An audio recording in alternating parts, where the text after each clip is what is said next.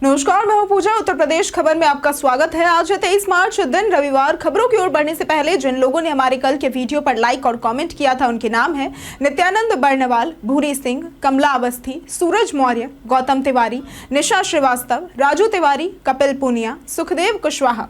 ये हमारे regular viewers हैं। चलिए अब बढ़ते हैं अब तक की 25 बड़ी खबरों की ओर विस्तार से। इंडिया एग्जिम बैंक में विभिन्न पदों पर भर्ती के लिए करें आवेदन। अगर आप बैंकिंग सेक्टर में करियर बनाने के इच्छुक हैं तो भारत सरकार के अधीन कार्यरत इंडिया एग्जिम बैंक ने विभिन्न पदों पर भर्ती के लिए नोटिफिकेशन जारी किया है। इस भर्ती में कुल 28 पद है, जिनमें management trainee, digital technology, research and analysis, राजभाषा, legal, deputy manager legal, deputy compliance officer और चीफ मैनेजर कंप्लायंस ऑफिसर शामिल है। इच्छुक उम्मीदवार 22 मार्च से 15 अप्रैल 2025 तक eximbankindia.in पर ऑनलाइन आवेदन कर सकते हैं। आवेदन की प्रक्रिया के दौरान निर्धारित शुल्क का भुगतान करना अनिवार्य है। उत्तर प्रदेश एग्रीवोल्टिक्स परियोजना शुरू करने वाला पहला राज्य। मुख्यमंत्री योगी आदित्यनाथ की पहल पर उत्तर प्रदेश ने एग्रीवोल्टिक्स परियोजना शुरू की, जिससे कृषि और सौर ऊर्जा उत्पादन एक साथ हो सकेगा। एशियाई विकास बैंक से 4.15 करोड़ की तकनीकी सहायता मिली है। ये परियोजना किसानों को सशक्त करेगी और पर्यावरण संरक्षण में मदद करेगी। इसके साथ ही राज्य की सतत विकास नीति को भी बढ़ावा देगी। यूपी रोडवेज ने एसी बसों का किराया घटाया, यात्रियों को मिली राहत। यूपी रोडवेज ने एसी बसों का किराया 22 मार्च से 30 अप्रैल तक कम कर दिया है। बरेली रूट्स पर यह राहत लागू हुई है, जिसमें 3x2 एसी बसों का किराया 1.45 रुपए प्रति किलोमीटर, वॉल्वो का 2.30 रुपए और शयनयान बसों का 2.10 रुपए प्रति किलोमीटर लिया जाएगा। यात्रियों को 70 से 80 रुपए कम किराया देना होगा। उत्तर प्रदेश बर्थडे स्पेशल में बात होगी राम मनोहर लोहिया की। आज के ही दिन वर्ष 1910 में इनका जन्म उत्तर प्रदेश के अकबरपुर में हुआ था। ये एक स्वतंत्रता सेनानी, प्रखर चिंतक और समाजवादी राजनेता थे। इन्होंने देश के कई स्वतंत्रता संग्राम में बढ़ चढ़कर हिस्सा लिया था, जिसमें भारत छोड़ो आंदोलन, गोवा मुक्ति आंदोलन, अंग्रेजी हटाओ आंदोलन इत्यादि शामिल है। इनके योगदान को आज भी याद किया जाता है। 12 अक्टूबर वर्ष 1967 में ये दुनिया को अलविदा कह गए। योगी सरकार ने राही पर्यटक आवास गृहों को वैश्विक मानकों पर लाने का किया फैसला। योगी सरकार ने उत्तर प्रदेश के 14 प्रमुख राही पर्यटक आवास गृहों को अंतर्राष्ट्रीय मानकों के अनुसार संचालित करने की प्रक्रिया शुरू की है। इस योजना से आधुनिक सुविधाएं जैसे कि रेस्टोरेंट, लॉन और बैंक्वेट हॉल उपलब्ध कराए जाएंगे, जिससे पर्यटन अनुभव को बेहतर बनाया जाएगा और रेवेन्यू जनरेशन भी बढ़ेगा। 15 वर्षों की लीज पर ऑपरेटर्स नियुक्त किए जाएंगे। अयोध्या में युवा उद्यमियों को 47 करोड़ रुपए का ऋण वितरित। उत्तर प्रदेश के मुख्यमंत्री योगी आदित्यनाथ ने अयोध्या में सीएम युवा उद्यमी विकास अभियान के तहत 1148 युवाओं को 47 करोड़ रुपए का ब्याज मुक्त ऋण वितरित किया। इस पहल से युवा उद्यमियों को आर्थिक स्वावलंबन और रोजगार के अवसर मिलने की उम्मीद है। अयोध्या में श्रद्धालुओं की संख्या में वृद्धि से भी रोजगार सृजन हो रहा है। गोवा सरकार ने की अयोध्या में गोवा राम निवास बनाने की घोषणा। गोवा सरकार ने अयोध्या में गोवा राम निवास बनाने का निर्णय लिया है, जो विशेष रूप से गोवा के श्रद्धालुओं के लिए समर्पित होगा। इस परियोजना का उद्देश्य श्रद्धालुओं को आध्यात्मिक शांति और विश्राम प्रदान करना है। यह अयोध्या और गोवा के बीच सांस्कृतिक और आध्यात्मिक संबंधों को मजबूत करेगा। निर्माण कार्य शीघ्र शुरू होगा। जाने आईटीआर फाइल करने के 10 फायदे। इनकम टैक्स रिटर्न यानी कि आईटीआर फाइल करना बेहद जरूरी है और इसके कई फायदे भी हैं। समय पर आईटीआर फाइल करने से कानूनी समस्याओं से बचाव होता है, बैंक लोन और वीजा अप्रूवल में मदद मिलती है और टैक्स रिफंड प्राप्त किया जा सकता है। इसके अलावा आईटीआर से बीमा कवर, निवेश और क्रेडिट स्कोर बेहतर बनता है। ये भविष्य में वित्तीय योजनाओं के लिए सहायक होता है और सरकारी योजनाओं का लाभ भी दिलवाता है। व्यवसायियों के लिए बिजनेस डील्स और लोन के लिए महत्वपूर्ण है। आईटीआर फाइल करने से वित्तीय विवादों से भी बचा जा सकता है, क्योंकि ये आय का प्रमाण होता है। उत्तर प्रदेश के स्पोर्ट्स कॉलेजों में प्रवेश के लिए आवेदन शुरू। प्रदेश के 3 स्पोर्ट्स कॉलेजों यानी कि लखनऊ, सैफई, गोरखपुर में कक्षा 6 से 9 में दाखिले के लिए शनिवार से ऑनलाइन आवेदन प्रक्रिया शुरू हो गई है। कुल 275 सीटें उपलब्ध है। आवेदन के लिए परमानेंट एजुकेशन नंबर यानी कि PEN अनिवार्य है। शारीरिक और खेल परीक्षा में 40% अंक प्राप्त करने होंगे। प्रारंभिक चयन परीक्षा 16 अप्रैल से होगी। वाराणसी में डॉल्फिन सफारी की शुरुआत। वाराणसी में वन विभाग डॉल्फिन सफारी शुरू करने जा रहा है, जहां पर्यटक नाव पर सवारी कर डॉल्फिन को देख सकेंगे। ये सफारी कैथी से ढकवा गांव के बीच चलेगी, जहां डॉल्फिन की संख्या 50 से 60 तक अनुमानित है। ये पहल गंगा जल की गुणवत्ता में सुधार और बढ़ते पर्यटकों को ध्यान में रखते हुए की जा रही है। मुख्यमंत्री योगी आदित्यनाथ का कानपुर दौरा, विकास कार्यों की समीक्षा। मुख्यमंत्री योगी आदित्यनाथ आज कानपुर में रहेंगे। वे चुन्नीगंज स्थित कन्वेंशन सेंटर और मेट्रो स्टेशन का निरीक्षण करेंगे, साथ ही बिठूर महोत्सव के समापन में भी हिस्सा लेंगे। इसके बाद वे अफसरों और जनप्रतिनिधियों के साथ विकास कार्यों और लॉ एंड ऑर्डर की समीक्षा बैठक करेंगे। कन्वेंशन सेंटर का काम 85% तक पूरा हो चुका है।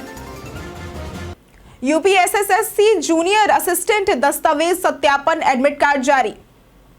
यूपीएसएससी ने जूनियर असिस्टेंट भर्ती 2022 के लिए दस्तावेज सत्यापन यानी कि डीवी एडमिट कार्ड जारी कर दिया है। जो उम्मीदवार टंकन परीक्षा में सफल हुए थे, उन्हें 3 अप्रैल 2025 से दस्तावेज सत्यापन में भाग लेना होगा। भर्ती में कुल 1262 पदों के लिए चयन होगा। उम्मीदवार upsc.gov.in से प्रवेश पत्र डाउनलोड कर सकते हैं।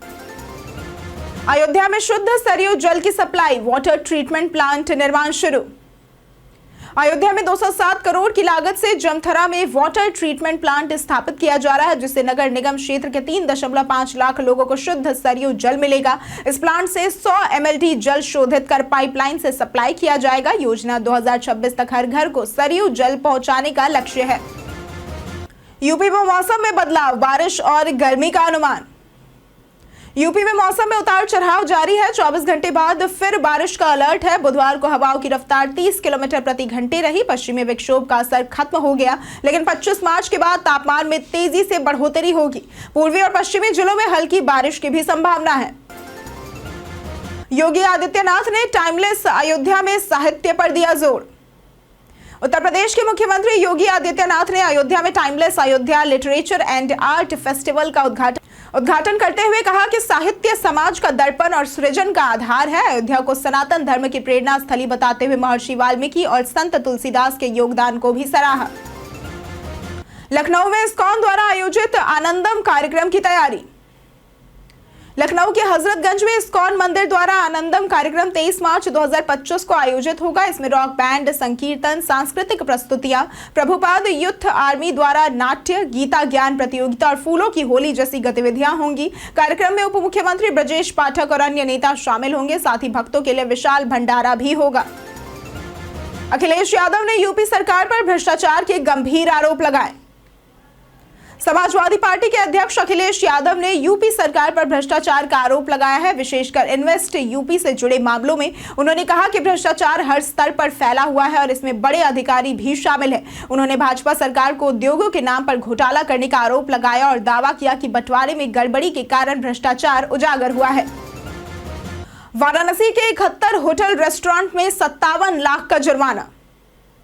वाराणसी के 71 होटल और रेस्टोरेंट में पनीर, दूध, दही से जुड़े खाद्य पदार्थ फेल पाए गए। फूड सेफ्टी विभाग की जांच में इन खाद्य पदार्थों की गुणवत्ता घटिया पाई गई। एडीएम सिटी की अदालत ने इन प्रतिष्ठानों पर कुल 57 लाख का जुर्माना लगाया। जुर्माना 30 दिन में न भरने पर वसूली की नोटिस जारी होगी।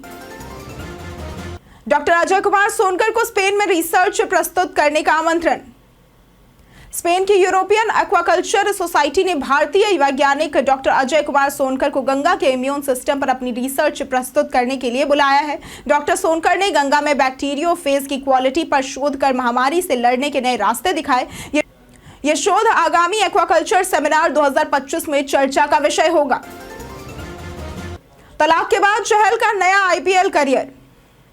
20 मार्च को बॉम्बे हाई कोर्ट ने युजवेंद्र चहल और धनश्री वर्मा का तलाक मंजूर किया। धनश्री का नया गाना देखा जी देखा मैंने रिलीज हुआ, जो प्यार में धोखे पर आधारित है। चहल अब आईपीएल 2025 में पंजाब किंग्स से खेलेंगे। बता दें कि वे पिछले कुछ समय से भारतीय टीम से बाहर है।